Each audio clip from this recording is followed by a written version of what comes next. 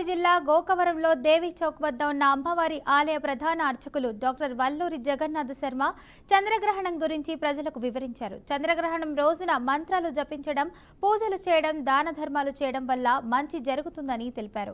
ఈ రోజు ప్రజలు గ్రహణ సమయాన్ని అనుసరించి తగిన జాగ్రత్తలు తీసుకోవాలని, అది అందరికీ శ్రేయస్కరమని ఆయన సూచించారు.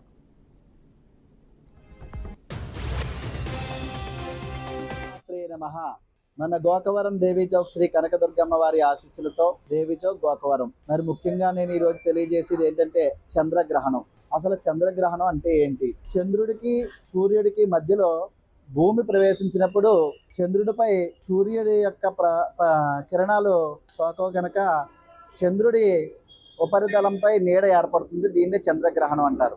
ఈ రోజు అనగా 7వ తేదీ ఆదివారం రాత్రి 9:55 నుంచి ఈ చంద్రగ్రహణం ఏర్పడుతుంది. దీని యొక్క మోక్షకాలం రాత్రి 1:26. ఈ చంద్రగ్రహణం పూర్వభాద్ర నక్షత్రంలో ఏర్పడడం వల్ల కుంభరాశి వారు, మరి ముఖ్యంగా కుంభరాశి వాళ్ళు ఈ యొక్క గ్రహణానికి సంబంధించినటువంటి శాంతులు చేసుకోవడం మంచిది.